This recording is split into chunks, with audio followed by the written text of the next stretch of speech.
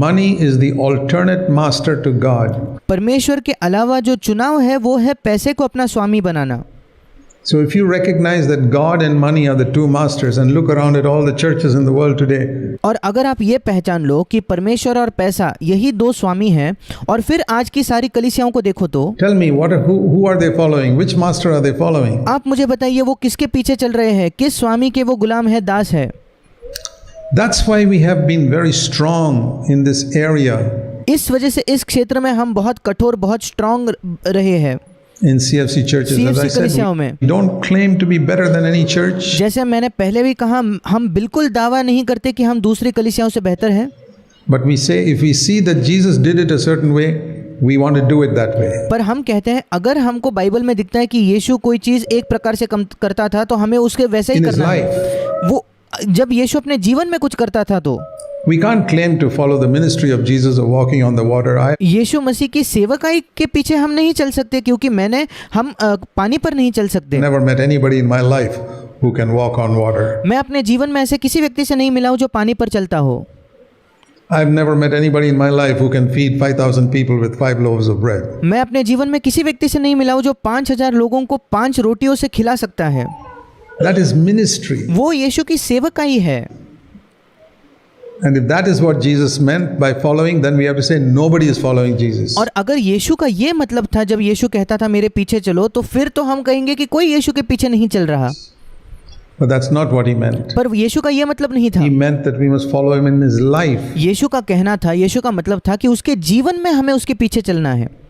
But I've met lots of people पर मैं ऐसे कई मसीहों से मिला हूँ in our churches हमारे कलीसियाओं में who forgive those who hurt them, जो उन लोगों को क्षमा करते हैं जो उन्हें चोट पहुंचाते हैं, who have no bitterness against anybody, who जिनके हृदय में किसी के प्रति कोई कटुता नहीं है, कड़वाहट नहीं है, never take money, never ask for money, never tell people about their needs. I've seen lots of people like that. जो कभी पैसा मांगते नहीं, पैसे के बारे में, अपनी ज़रूरत के बारे में किसी को बताते नहीं। मैं ऐसे कई लोगों से हमारे कलीसियाओं में मिला हूँ। In their life, I've seen many people who follow in Jesus' footsteps. उनके जीवन में मैंने कई लोगों को देखा है जो यीशु के कदमों पर चलते हैं, who do good and do it secretly, जो भलाई करते हैं और गुप्त में उसे करते हैं, just like Jesus said. जैसे यीशु ने कहा, Don't let anybody know. किसी को भी जानने मत दो। Let your left hand know what your right hand does. तुम्हारा बायां हाथ ये न जानने पाए कि तुम्हारे दाहिने हाथ ने क्या किया है। So, if you want to be a part of the body of Jesus Christ, और इसलिए अगर यीशु मसीह के शरीर का आप हिस्सा बनना चाहते हो तो you personally, forget about the rest of the church, you individually आपको व्यक्तिगत तौर पर, बाकी पूरी कलीसिया को छोड़ दो, आपको व्यक्तिगत तौर पर must really be gripped by saying, Lord, I want to, as I read the Gospels, I want to see how you lived.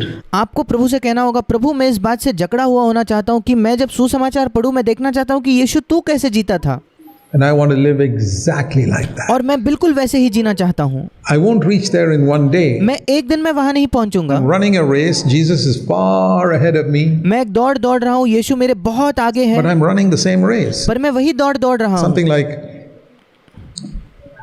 this, let's say climbing Mount Everest, ये बिल्कुल ऐसा है कि हम एवरेस्ट के पहाड़ पर मानो चढ़ रहे हो, which is 10,000 meters. जो 10,000 मीटर ऊंचा है। We can say that Jesus reached the top. हम कह सकते हैं यीशु मसीह बिल्कुल शिखर पर पहुंच चुका है। Paul saw the footsteps of Jesus going up to that mountain and he's walking. पौलुस ने उस पहाड़ पर यीशु मसीह के पद चिन्हों को देखा और वो उसी रास्ते पर, उसी मार्ग पर चला। Paul did not reach 10,000 meters. Maybe he reached 5,000 meters. पौलुस 10,000 मीटर तक नहीं पहुंचा, शायद वो 5,000 मीटर तक पहुंचा।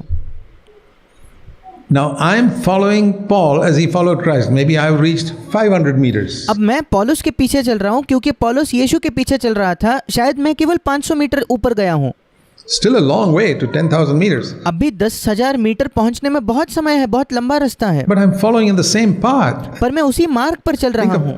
People climbing Mount Everest in the snow, you see the footsteps. सोच कर देखिए, लोग एवरेस्ट के पहाड़ पर चढ़ रहे हैं और उस बर्फ में आप लोगों के पद चिन्हों को देखते हो। You see the footsteps of Jesus going all the way to the top. आपको यीशु के फुटस्टेप्स, यीशु के पद चिन्ह दिखते हैं जो बिल्कुल ऊपर तक पहुंच रहे हैं। And then you see the footsteps of Paul who is putting his feet into the footsteps of Jesus.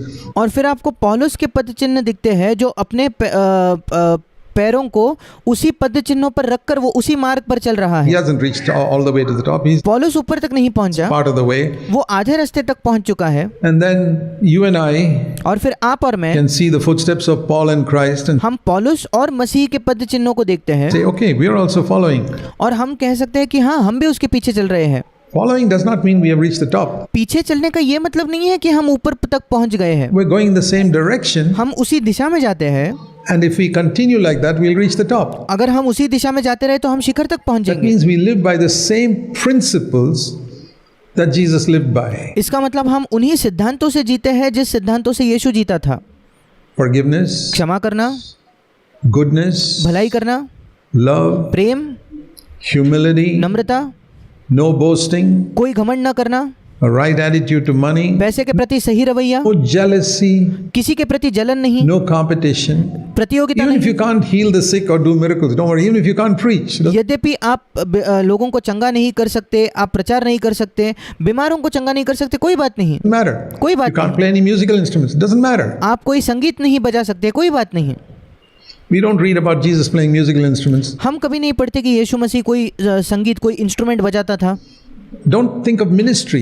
सेवकाई के बारे में मत सोचो, Think of life, the principles by which Jesus lived. जीवन के बारे में सोचो, उन सिद्धांतों के बारे में सोचो जो यीशु जीता था, जिससे Forgiving everybody who hurt you. हर एक व्यक्ति को क्षमा करना जिसने आपको चोट पहुंचाई है। Not 99%. 99% लोग नहीं। You know, for example, the Bible teaches certain things about, okay, let's talk about money. उदाहरण के तौर पर बाइबल में जैसे पैसे के बारे में जो सिखाया गया है, आइए हम पैसे की बात करेंगे। फिर Giving. दान देने के बारे में In the New Testament, नए नियम में are we supposed to give money? क्या हमें पैसा देना चाहिए? Of course. जरूर। But how does God want us to give? पर परमेश्वर क्या चाहता है, हम कैसा पैसे को दे? See 2 Corinthians in chapter 9 मेरे साथ निकालिए 2 कुरिन्थियों उसका 9वां अध्याय and verse 7. उसका 7वां वचन। This tells us, is a clear verse that tells us how we must give. ये एक साफ वचन है जो हमें बताता है कि हमें किस प्रकार पैसा देना चाहिए। Let each one do just as he has decided in his heart. हर एक जन जैसा मन में उसने ठाना हो वैसा ही दान करे। 2 Corinthians 9 verse 7. 2 कुरिन्थियों उसका 9वां अध्याय 7वां वचन। Not grudgingly कुड़कुड़ कर न करते हुए or under compulsion. Did you और दबाव से न दे। hear that? क्या आपने ये सुना? Nobody must give even 1 dirham to God grudgingly. किसी भी व्यक्ति को, परमेश्वर को 1 रुपया, 1 दरहम भी ऐसे बुरा मान के या मुश्किल से नहीं देना चाहिए, कुड़कुड़ करके नहीं देना चाहिए। Oh, I have to give this to God. No, अरे मुझे ये परमेश्वर को देना पड़ेगा, नहीं। because I don't want it. परमेश्वर कहता है फिर मुझे वो पैसा नहीं चाहिए। If that's the attitude with which you're giving, brother, keep it. अगर उस रवैये से आप अपना दान देना चाहते हो तो भाई आपके पास ही रख लो। Go and buy something for your children with it. उस पैसे से जाकर अपने बच्चों के लिए कुछ खरीदो, Don't give it to God. परमेश्वर को मत दो, Because He does not want anything given grudgingly. क्योंकि परमेश्वर कुड़कुड़ करते हुए कुछ नहीं चाहता आपसे, And और not under compulsion. दबाव से मत दो। Don't give because some preacher said, come on, you give, otherwise God will curse you. कोई प्रचारक आपसे अगर ये कहता है कि आ जाओ आप दान करो नहीं तो परमेश्वर आपको श्राप देगा, तब आप पैसा दान मत दो। That's the last person you should give money to. वो व्यक्ति तो आखिरी व्यक्ति है जिसको आपको पैसा देना चाहिए, Because God says not under compulsion. क्योंकि परमेश्वर कहता है दबाव से आपको नहीं दान करना है। How many Christian churches are practicing this? You tell. कितने मसीही कलीसियाओं में ऐसा होता है, आप मुझे बताइए। Cheerfully, हर्ष से वहां लिखा है, God loves a cheerful giver. परमेश्वर हर्ष से देने वाले से प्रेम रखता है। Cheerful giver. हर्ष से देने वाले से परमेश्वर प्रसन्न है। So, in the Old Testament, it was how much you gave. और इसलिए पुराने नियम में ये जरूरी था कि आप कितना देते हो, 10%. 10%। In the New Testament, it is how you give. नए नियम में ये महत्वपूर्ण है कि आप कैसे देते हो, कितना नहीं, कैसे। Cheerfully, not how much. हर्ष से देते हो क्या, कैसे देते हो, कितना देते हो वो नहीं, How. कैसे। Amount is not important. संख्या जरूरी नहीं है, कितना दे रहे हो वो जरूरी नहीं है, How you give. आप कैसे देते हो. And so, when we look at it like that, there are certain rules Jesus said about giving money. और इसलिए जब हम ऐसे उसको देखते हैं तो कुछ नियम है जो यीशु ने दिए पैसे देने के बारे में. One, पहला, it must be cheerfully given. जो कुछ दान हम करते हैं वो खुशी खुशी हर्ष से होना चाहिए.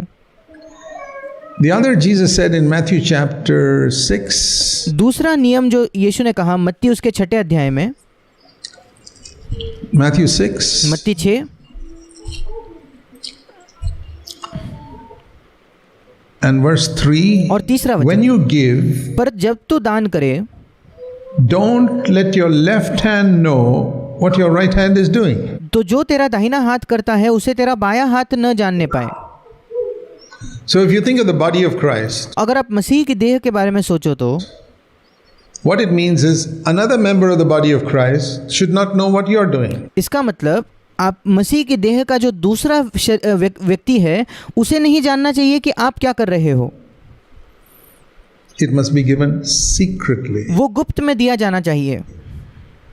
So we are understanding certain principles of giving money to God. One, अब हम परमेश्वर को पैसा देने के बारे में कुछ सिद्धांतों को इससे सीख सकते हैं. पहला, cheerfully. हर्ष से. Second, secretly. दूसरा, गुप्त में.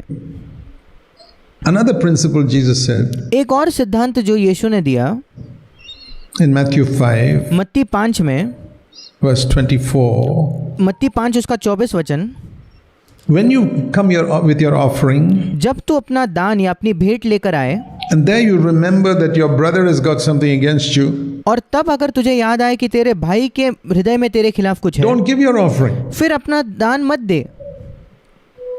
Don't give it. उस दान को मत दे.